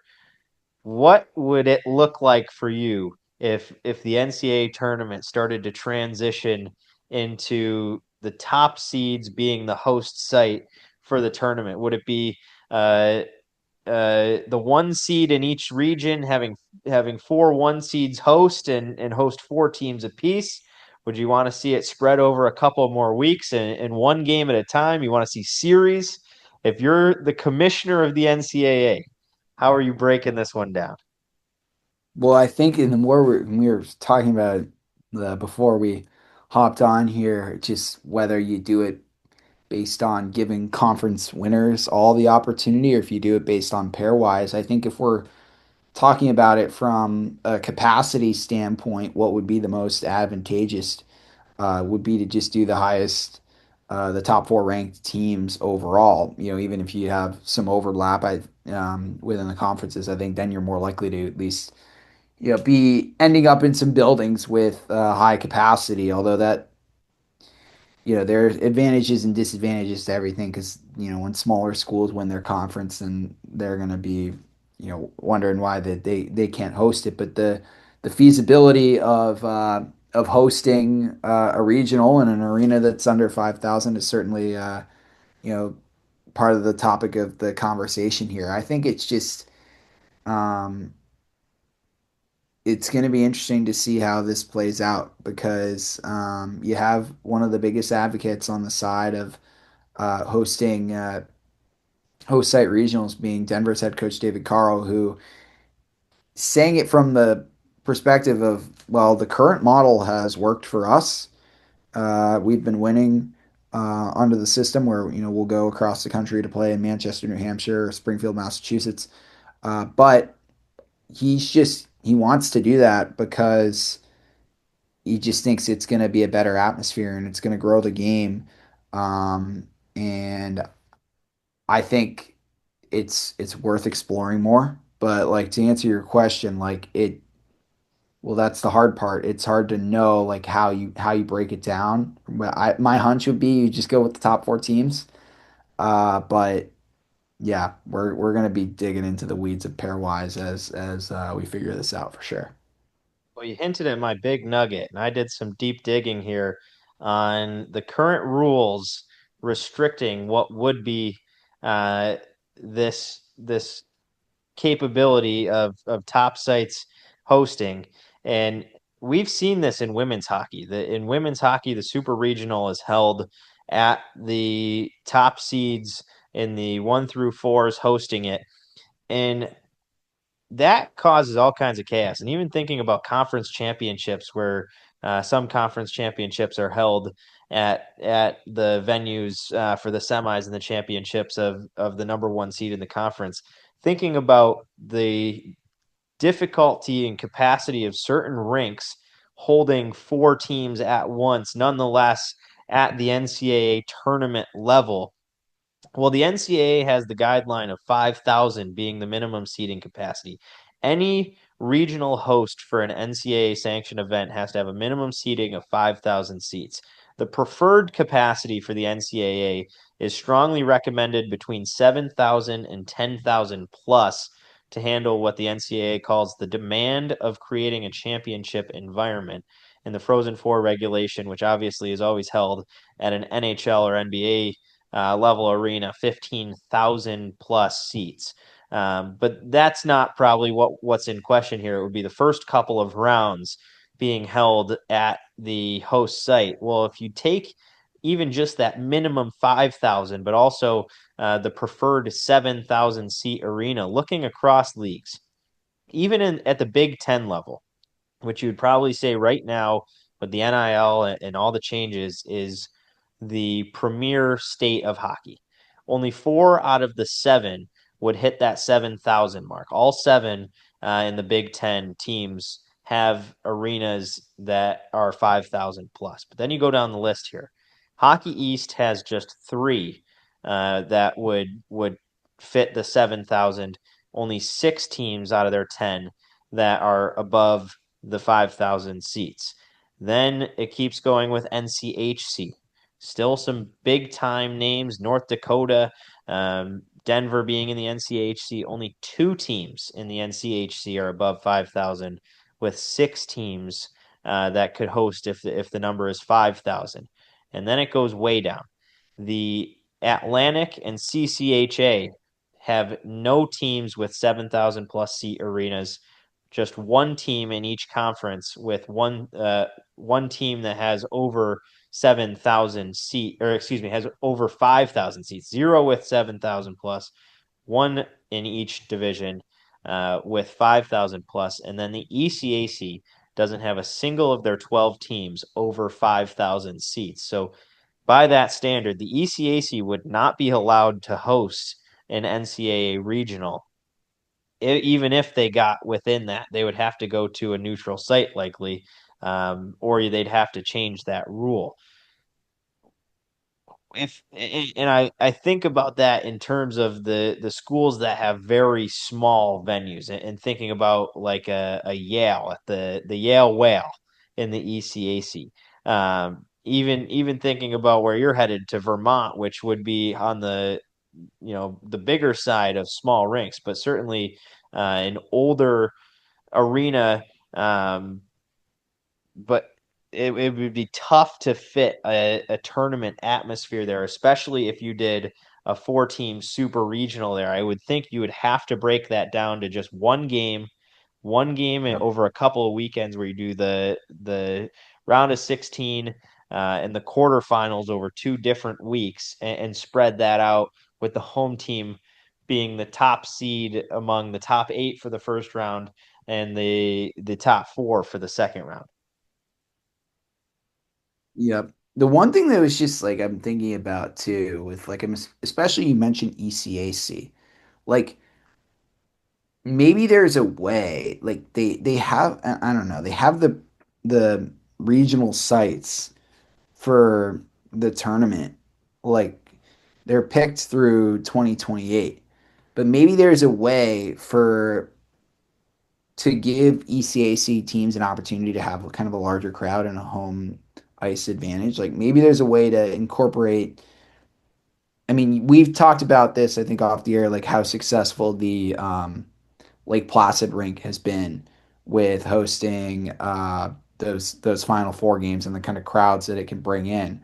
Well, what if the reward for an ECAC team playing very well is that instead of hosting in nearby Manchester, New Hampshire, or I guess Albany is not too far away either, but like what if like the reward is playing in a historic venue like that they're familiar with, that they know, or at least the teams like Clarkson and St. Lawrence and all the New York ECAC teams that are near there. Like, what if the reward is playing in a venue like that? Like, maybe that's kind of the solution because there's a little bit more capacity. Because I think that is probably one of the biggest things that is holding this up. Like, because if you're going to have to make this work, you're going to have to either adjust the 5,000 seat requirement or get creative and sort of give a little bit more flexibility. Because I think, like we've seen over the last couple of years, the most prominent example I can think of is not this season, but this past season when Maine finished third in the whole country, and they had to go play in Allentown. They had to go play Penn State in the first round in front of a hostile crowd. It just like, I think part of it is like, yes, it would obviously be an incredible atmosphere to get these games on host sites on campuses. But another part of this is just make it fair for these top teams that earned their position through the way they played all season long. Like, it is like for Maine, like to get, put in such a tough spot like that after the season that they had, winning the Hockey East Championship for the first time since 2004, like a historic, amazing season. And I don't take anything away from Penn State and how well they played in both those regional games, but they played Maine and UConn in home games. They were the lowest seed in that region, but they had an overwhelming environment in support of them in Allentown. And I just don't think that was fair to the two Hockey East schools that they played against. I mean, I know the game is played in between the glass, as they say, but like having an environment like that when you're a lower seed, like that's something we got to talk about too. It isn't always fair the way it works out like that. Well, it's been 23 years since the last regional game held on a campus. That was in 2002, before the switch in 2003, going to the predetermined neutral sites with 4 sites and 4 teams. We can continue yelling at clouds. It'll take quite a bit to change that, as Owen mentioned, until 2028 at least. It will continue to be those neutral sites. We'll hear from ECAC coach Casey Jones, boasting one of, if not the most prominent crowds in college hockey at Lina Rink, and thinking about what the women's game had for their regional there, imagining what a men's game would pack into the 4,000 plus seats of Lina Rink is something to behold at its own. But Coach Jones taking over as head coach for the first season, he'll talk about that transition as well as what is to come. Owen and I will close it off at the end of the episode. Up next, Casey Jones here on the Fifth Liners Hockey Podcast.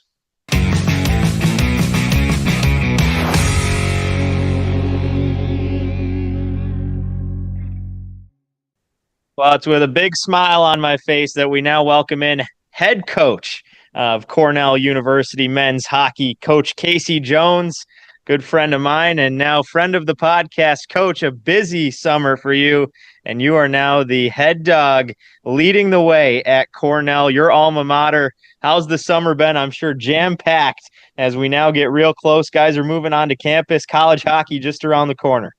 Yeah, they're on campus. We started classes Monday this week, so it's been busy getting family moved down here too this year. We didn't get that done last summer with the quick turnaround, and we took a European trip early August as a program. So yeah, getting that done. So yeah, no, not a lot of golf, that's for sure. But been fun. Been excited to be around, getting footing here, and it's in a good spot. Mike left the place in a fantastic spot. The transition year made things smooth, so it was good. Well, let's talk about that turnaround. And you come from a Cornell background. You were the captain there as a player, started your coaching career as an assistant there, and then recently here in the last year announced as the associate coach and elevated to head coach now this season. talk about last season, that big transition, what it was like for you. Obviously, your family's still living up in Potsdam and kind of having to go back and forth. Now they're down there with you. But also on top of that, the immediate success that you found there. Your ECAC champions, had to deal with a lot of injury struggles and battle through that, but you got healthy throughout the tournament and then made some noise in the NCAA tournament as well. What was that whirlwind like for you individually, having to make the jump? What went into that decision as well as you kind of took the reins, working your way towards now the head coach role? Yeah, I mean, it wasn't an easy decision. Just because it was easy for me as an alum, and this is a dream job for me. As come back where I played, great memories here. Met Kim here, and so that was it's hard to say no brainer, but you look at it. Clarkson was good opportunity to be head coach, and we had some unfinished business there a little, but we felt really good about my time and felt really good where I was leaving them too. So it was I felt good about the timing of that, and so it was the transition I thought was a great idea by the administration here at Cornell. Get to know the players, get your feet back on the ground, a little bit back into it, the swing of it, and things have changed from 13 years prior, right? Being gone, so you get acclimated, and we were able to divvy things up. Mike was obviously he's a really good friend of mine, been a mentor in some ways over the years for me. So opportunity to be a part of his swan song was really special to me too. And they had a good team. We knew that. And, so to be a part of that, and we showed early how good we could be. And then we faced some adversity last year, but a lot of times those are your favorite years, right? You work through that. And when you can kind of come out of those times and have some success at the end, it feels really good. And, resilient group we had last year, and we found we got a hum in there. I actually thought we had a legitimate chance in that tournament of going a long ways. We did not enter there thinking we were underdogs. Most people did, but I think we felt really good about where we were at that point in time, that we had a chance. So that was fun. And a great going away party for Coach Schaefer there. Talk a little bit about what made that group so successful, because we talked about it throughout the postseason on a lot of our broadcasts, that you guys were maybe the scariest 6 seed in history. We saw the reason for that, and you talk about not having an underdog mentality. Well, that showed right away when you guys topped Michigan State and really made a run for that Frozen Four in a couple of close games there. On the coaching side, what led to that success that you guys were able to drag out of those players? And find when it was backs against the wall, having to travel on the road in certain big games in the postseason, find that success? Well, I think they had it. They had it the year before. They won it, and they were a goal away. They were they're right there with Denver the year before that won it. And so there was a lot of confidence in the room. We were just trying to get healthy and trying to survive and get going and get playing the way we needed to play to be successful. And we just started, you could feel it coming in second half, or even earlier. We had a couple of mishaps where the games didn't go our way, but you sensed it was coming. And it was just, we're building on that. And as momentum started coming, you know the way it is in a room. Guys, you can see it at the rink. You see them coming to practice. You could feel it. And there was times in the game that you just, on the bench, they weren't going to lose. You just felt that with the guys. So, it was a good feeling. Like I said, big part of our, building teams and culture, whatever we want to say, is, with depth and coming at you with numbers, and and that's once we got healthy, we felt we were in a really good spot. So it's now your team. With this being your first season at the helm as the head coach, what are some plans you've got in place coming up here, taking over for your first year? Yeah, well, the funny thing was, I was 3 years prior to going to Clarkson. I came back. I was with Shea for those 3 years, and we had 3 really good years, and really good, a lot of fun. We were energized together, and kind of laid the groundwork for a lot of stuff that he was still doing here that I carried. He had made some changes. I had made some changes, kind of talked things through. So it was fun. It was a lot of good banter, a lot of got to talk a lot of hockey. And the thing about last year that was really unique was he was able to just hand me some stuff. Like he was just like, hey, recruiting's yours. You know what I mean? Like, so, and then he became like he could coach. You know what I mean? He's stuck on fundraising, but like, so we were able to, and then all just energy for practice and kind of getting prepared for games and that combined as a staff and all that, but really kind of divvy it up and kind of really hammer stuff because we needed a big class. So that was able to really focus on that. And, as a head coach, you don't always get to do it with the depth I was able to do it last year to really get to know our guys coming in, which I think is going to be a real advantage here, knowing these players pretty well and building those relationships through the recruiting process last year to get them settled in here this year going forward.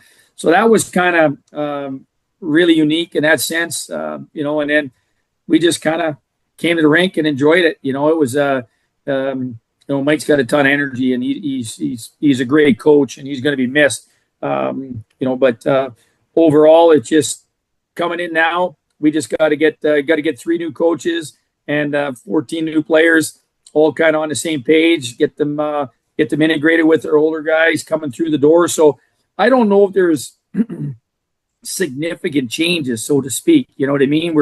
We believe in building teams the same way. We believe in developing and getting after your team the same way, and go and so that's still they'll feel some stuff there, just different person, different voice. And so there's a freshness, I think, to our players. Maybe some guys, probably guys maybe that wanted a little bit more opportunity. They got a bunch of new eyes on them now. So that can always invigorate you anytime you get that. And you felt that last year myself coming in new. You felt that you could feel some guys get energized with a new set of eyes and all that. And that's probably a little bit on it here. We're off and running here probably in a week. Once they get settled in this week with their stuff, we'll get dive into our standards and what we want, and maybe some subtle changes there and expectations, but not much. It's business as usual here in Big Red Land, and we're going to have the same standards and play the same way that we feel we need to over time. We always talked about that, and I thought I brought a little bit of that, how our roster's got to be built at Clarkson to have success at national level, and that's kind of what we're going to go with. Coach, you're not the only one making your first year in the ECAC as a head coach. Most notably, an outsider coming in, Eric Lang, coming from Atlantic Hockey after AIC dropping down to Division II over at RPI. How do you feel it'll impact the conference with so many new faces at the helms, or is it something where you guys are just hockey guys, you, Langer, obviously, over at Yale, hockey guys through and through? Does that change much in the conference? Well, hopefully, we're like, I thought the conference took a step there last year. I'm expecting it to take another step here this year. We got, when you look at it, it's just life, right? It's bringing in a little bit, new eyes, new energy. I think with Eric, obviously, myself and Eric, it's 2 experienced guys coming in. So you hope they hit the ground running, right? From that perspective. And, I know it must have been a tough decision for Keith there this summer, and to move aside and move on, talk to him. It's time for him. So I'm hoping that they get a roll in there with Yale and all that. For me, it's just a matter of there is, you saw that with Dartmouth, you saw it, JF energy there, and you see Josh down at Union. You get some pop. That's exciting, right, for our conference to get going. We need to get as many teams as we can. Every time you talk to Doug in the ECAC office, we got to get those 6 teams in the top 30. So we're humming. So we get teams in the tournament, right? Ultimately, that's what we want. We want to be seen as a conference that's moving teams on to the next level. And, we need teams to elevate our conference. So it's exciting. For me, it's exciting. There's a lot of looking at it, a lot of good recruiting classes coming in, returning rosters. And, it's going to be a competitive year in ECAC.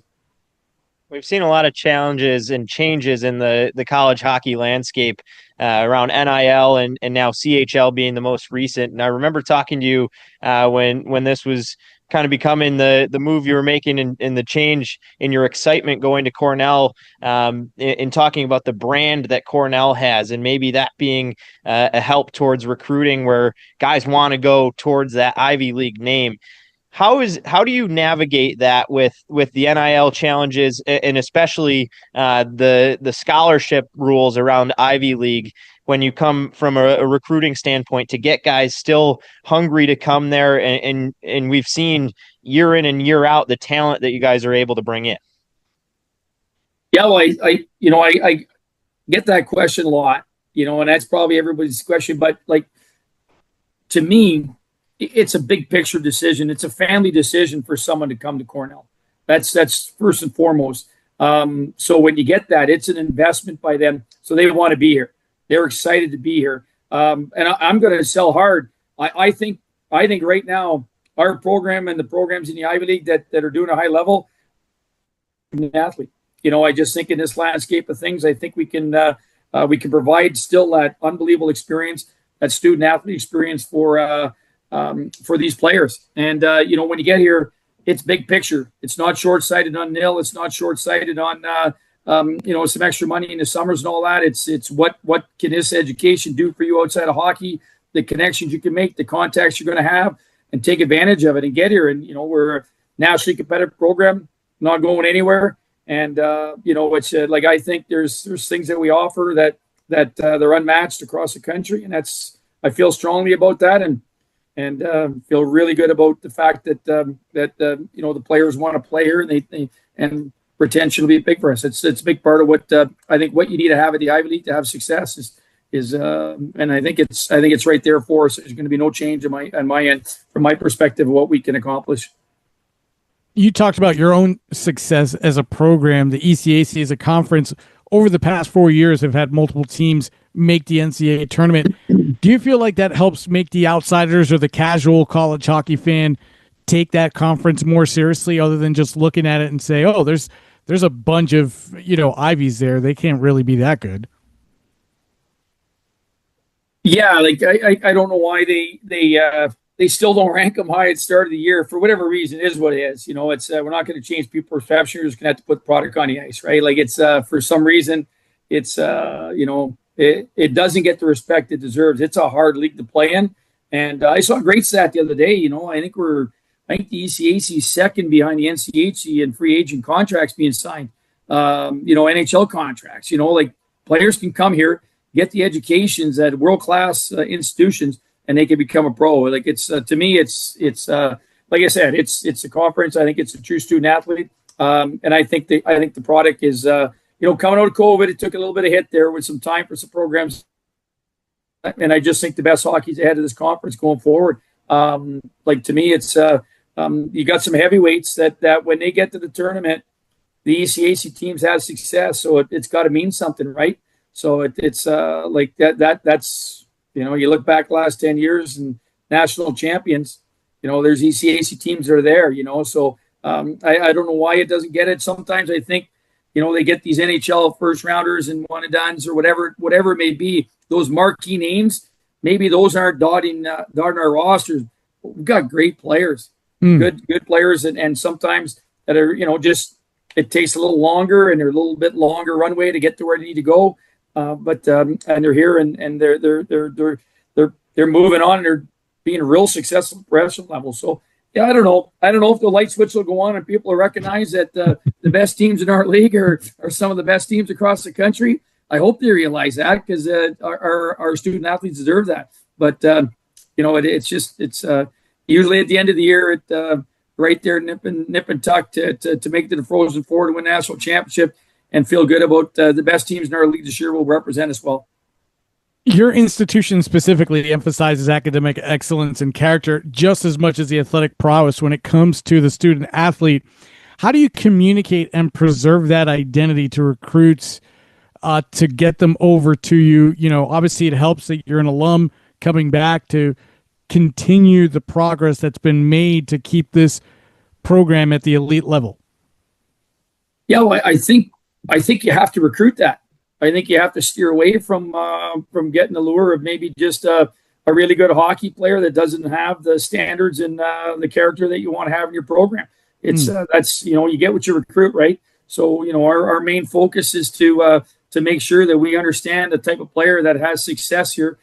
Self-starting and motivated players and attract ourselves to those type of student athletes that come in. So that's always been the model here. When I was as a player, as an assistant coach, came back as associate coach with Shea. Like, it's always the model is the type of person that you recruit has to embody Cornell Big Red hockey. And, and that's going to continue. That's a big part of our process. Our older guys have talked about, real excited about the young guys who are here on campus with them as people.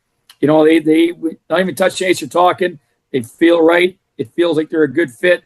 And that usually blends well and bodes well going forward for the success you're going to have, because it means we're going to mesh and we're going to have like-minded people with shared standards that we can move forward in a real positive direction with. Well, the smile shows it, the excitement in your voice and the passion behind Big Red hockey. I got to kind of ride the coattails off the culture you built up at Clarkson. Now you bring that here as an alumni, and you talk about a past assistant coach. Now you take over as the head coach. In terms of building culture, what does that experience from your past there, being an alumni, your experience coaching at the school, help in now looking forward in what you want to build? And what is that brand that you want to build when you think about the culture and the identity you want to look back at Cornell hockey in a couple years that you want to have built? Yeah, we just, we just talk about everything matters, right? We just on ice academics. It's so meaningful to be here and to take advantage of the world-class education, how you treat people. That's just and we just talk about the fact that we want to leave here knowing that our work ethic is unmatched, right? We want to make sure that it sets us up for life. So we want to have hockey teach us some life lessons so that we're prepared to be successful in any avenue. Hopefully it's hockey, right? That we max out and get a chance to pursue our passion in that. But that's what it is, just a standard of compete, standard of work ethic, standard of how you treat people. The expectations that no matter what you do it well, and everything matters. We talk about those things all the time.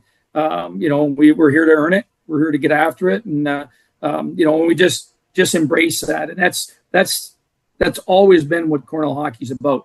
It'll continue to be that way. Good citizens and we give service back to our community. It's important that we do that, and we're a big part of what makes Cornell hockey special is our fan base, and from our band to our students at the games to our community. So we have to give back too, and that's it's a big part of what we talk about. We'll be talking about this weekend as we start to gear up and talk about our journey in this group together as a group of young men, and I'm excited about that. So it's it's a building process. Everything's new. So I'm anxious to hear what they think, anxious to see what we can come up with here together and then forge a really good, fun and exciting year for ourselves and for our fans. Coach, last question from me. You just talked about the experience at your own home games. There's been discussions, maybe not from NCAA, but from talking heads like us, Casey and myself, around the nation about is it time for the NCAA to move these regional games to the top seed and have them be a host? What would that be like for you guys? And I have a follow-up question once you finish answering that. Well, there's a lot of question marks for me on that. So I'm not pounding the glass like some other coaches are. And I think right now the non-conference games afford the best opportunity for teams to win a national championship. So I think that's what our student athletes want that, because I'm not sure what type of building you have to host. Are there restrictions on that? How's the pairwise shake out? There's some teams don't travel to get on the road for non-conference games. So I just want to make sure that our best teams can host. Who's hosting? Is it pairwise? Is it the league champions? Like there's some things that have to be ironed out here before I'm all in on campus venues. I think right now it gives you the best opportunity for everybody that's in the tournament to advance. And that's we want to get there. We want to get an opportunity to move on. We travel well, so our fans are good. It'd be exciting to host an NCAA tournament game at Cornell. But no matter where we play, Cornell fans are there. So some other programs don't travel well. That's on them. So I feel, for me, I'm not all in on the campus sites. It is what it is. I know there's some people pounding the glass on it. I think it's fair right now with where things are at for opportunity to win a national championship, and that's what we want. That's what our program wants. When we talk about our guys and they talk, our crowds have been good. It's Toledo last year was a great environment for our games that we played in front of. So sorry, maybe not the answer you wanted, but it's how I feel. It's a situation where I think our league feels that the regionals right now are the way to go and how we want to play, and gives us the best opportunity to win a national championship. No, that's perfect, because we've had answers on the opposite end of the spectrum as well, like people chomping at the bit to be able to have the opportunity to host. My follow-up question, and you mentioned about your program traveling well, is how different do you think that game would have been against Michigan State were it to be in their home barn rather than in Toledo? I don't know. They had their crowd. You know what I mean? Isn't like they had their crowd there. You know what I mean? Is it any different? I don't think so. It's just it was a good crowd. It was an electric environment, and it was good. And so I don't really know. I don't like. There's years where there's the ECAC teams would be hosting too, right? So just a matter of what it is. It's there's been some tough places, top seeds have had to play where the fourth seed is hosting, and it's kind of in. So I get it, but hey, just bid every year, get host it then, near you, yeah. So you have that environment. Toledo's, it was like a close proximity for Michigan State to be at, so right. they had their crowd. It was good, and I'm not sure. I don't think. I'll be honest with you. Felt going into the tournament, we did feel we were we got playing at the right time. We were comfortable playing anywhere. We would have been comfortable playing there too. Well, Coach, I've had a front row seat to why Cornell hockey is now successful, and looking forward to following along even closer as you now take the reins as the head coach. Unfortunately, I had a very close seat as you knocked my guys out, but it was enjoyable to watch and a sense of pride as you were celebrating there. Really appreciate you taking the time, joining and giving your thoughts here as well. Good luck in the upcoming season. Again, we're very excited to be watching you take the helm here at Cornell and your alma mater. How's your golf game right now, Dietz? Well, it's getting better. I'm down to 1.5 handicap, Coach. So you probably don't want to take me right now. That's my lowest since I graduated. So maybe this is when I got to take the road trip up to Ithaca and get ready to put some money on the line against you here. I played my first 18 in a long time yesterday with Coach Schaefer and alum. A nice course, and the course won. Had two birdies. Well, the Cornell course there is not too bad either. That's a pretty good spot to go hang out at. 86 with two birdies. Coach, he's got an unfair advantage now, being down in the warm weather. He can get out whenever he wants when his time allots. Hey, he's the one that told me his handicap, so I know how many strokes they get now. I'll make sure it's back up to a 4 or 5 by the time I come visit here. Coach, appreciate it. Thank you. Yeah, good seeing you.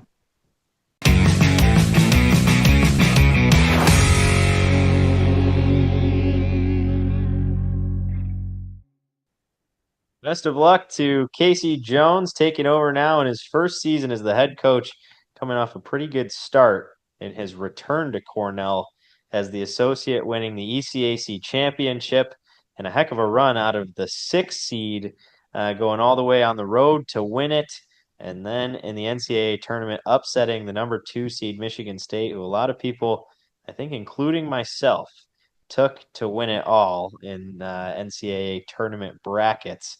Plenty of that to come this season, and a lot of changes here. So we'll wrap up the show, close it off. We've taken plenty of time here, closing in on the 2-hour mark. But when you think about this season, you're going back into the college hockey atmosphere in Hockey East, where you were primed to begin.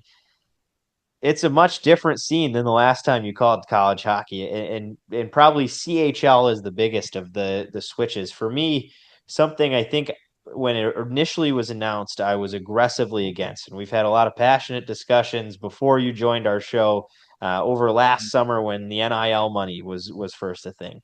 then the CHL announcement came out, and it felt like, wham after news announcement after gut punch for small schools. Well, the more I've listened to the coaches talk and talked with our coaching staff up at Clarkson, I think the more I'm now exceptionally pro the CHL and turning that into a developmental league for college hockey in general, because I think what we're going to see now is something that Coach Hayward talked a little bit about and I can't remember if it was in the interview or if it was something we talked about off air, but where you maybe get your recruits that are USHL guys and you start getting them right when they hit the age of being eligible to be recruited.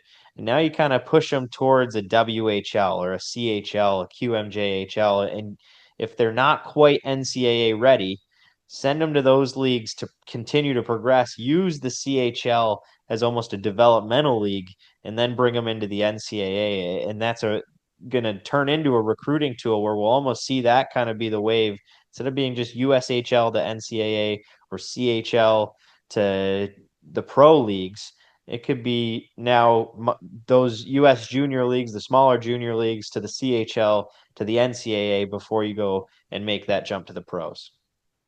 Yeah, I think, and you hit the nail on the head too with just what it's going to do for the development. I think the other thing is it's good for players to get that contrast as what it's like in the CHL where you're playing, somewhere in the neighborhood of 70 games, and then in college hockey where you're playing, if you're lucky, close to 40 games. So it's for each player, it's different. Some players feel like the more games they play, the more they get into the rhythm of everything, and then other players feel like that time during the week when they're preparing for Friday, Saturday games, it's a good time for them to, put in some work on their strength and conditioning, and at that age, develop their skill more. So it's certainly, I think it's different player to player, and it's going to be good for players to have more options.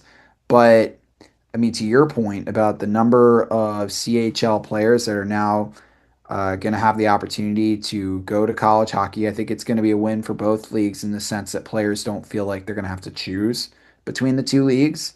And, players, high-end players that, would have had always been interested in playing college hockey, but never really were thinking about playing in the CHL when they're younger. Well, now they can, like you said, get that experience in the CHL and have them come into college hockey. I think college hockey as a result of this is going to get older, but that's not necessarily a bad thing. I think it's just going to make it bigger and stronger, and certainly going to increase like how competitive it is. I think the only thing I worry about, and we've talked about this, is like just what it might do for the competitive balance of college hockey. Just with the programs that especially with the NIL and all of that, certain programs can, if once things turn into bidding wars, we're seeing this with Gavin McKenna and Penn State.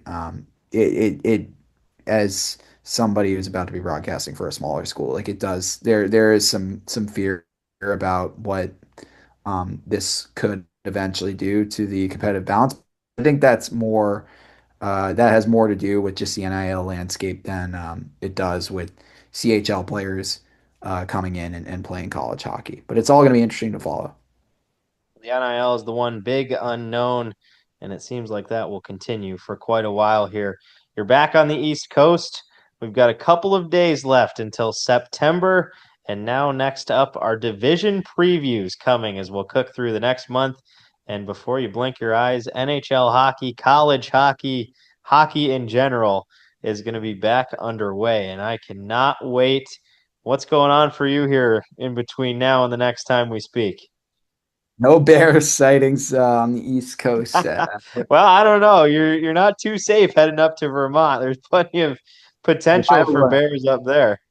I didn't really think about that too much. I'm sure there's maybe like wild catamounts or cougars up there. I'll keep you guys updated on all the wildlife and encounters up there. But yeah, I think I mean, hopefully I'll be safe for the weekend. I think some R&R will be good. Gonna test my skills on the grill and Oh, yeah, enjoy I'm gonna some have time. to bring you down and hire you. I could use that pretty desperately down here.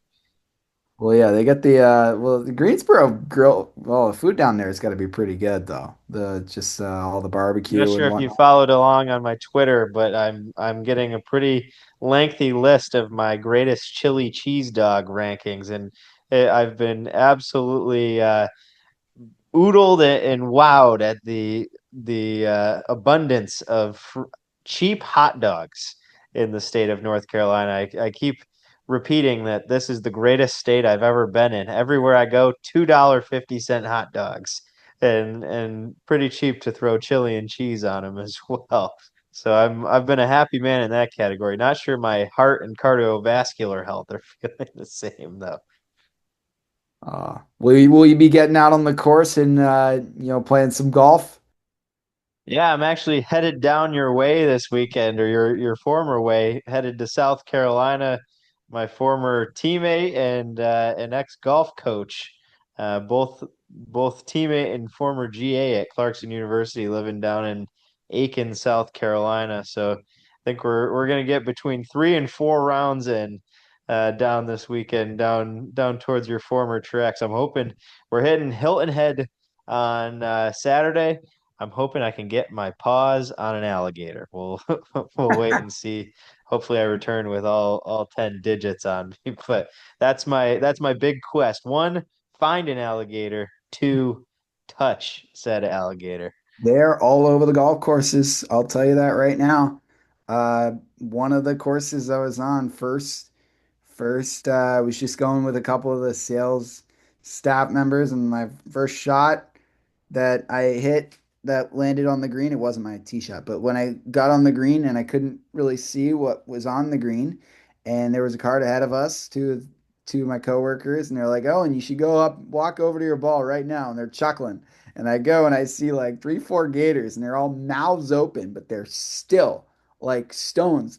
And I mean, coming from Massachusetts, like I haven't seen live gators ever. So like, I'm like, are these things live? Like, are they like I thought they were statues or something because they were like right next to the green. They were just like completely still. And then they were like, yeah, they're live. Don't go near them. So they're everywhere and they like the golf course and they're very slow, but they're very I mean, fortunately, I'm not speaking from personal experience, but their reaction time is very rapid. So don't get too close to the alligator unless I guess you're poking the tail or something. But those are some words of wisdom from me.